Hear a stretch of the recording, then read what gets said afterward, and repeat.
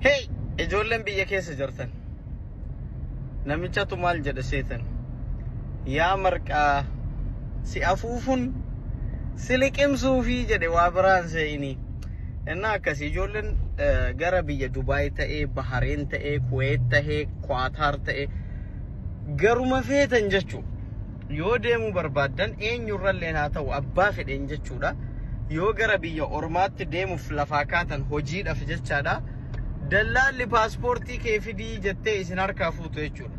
Paaspoortii wanni isin dallaalatti isin kennisiisu hin jiru. Sababnis paaspoortii kee ergasi harkaa fuudhee booda fedhii ati deemuuf qabdu ergasi keessatti argite booda jechuudha dallaal qarshii 50 dabalii 60 dabalii siin jette jechuudha. Paaspoortii kan kee viizan kee dalagamee kasii ergamu biyya alaatarraa. Fedhu Suudiyaa ta'u, fedhu Dubaay ta'u, fedhu Kuwait ta'u, fedhu Qatar, fedhu Ameerikaa ta'u.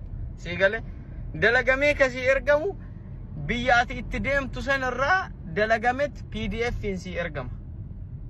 Paaspoortii keessan koppii itti kennaa malee dallaalatti paaspoortii guutuu ittiin kennina. Sababni illeen yoo dallaalli sun rakkoo siistemaatiin kasi jalaa turu ta'e uma kamiifuu jechuu waan fedheefuu paaspoortii kee ati harka keetitti qabattet achirra dhaabattee paaspoortii kee si harka jiru sanarraa gara barbaadde yaada kee jijjiiruu dandeettaa jechuudha. Erga paaspoortii kee dabarsitee kennitee booda akkuma nama qabsoo qawwee gaggeessu ka qawwee hiikkatee diina isaa akka qawwee hidhate faana harka duwwaa taa'ee mari'ateeti jechaadha sun.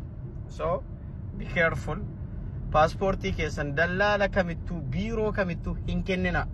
Koppii iskaan koppii godhaatiitti ergaa paaspoortiin kan kee harka kee taa'uu qaba. Haga warra bira dalaydu san bira geettutti isiniin jechuufi baay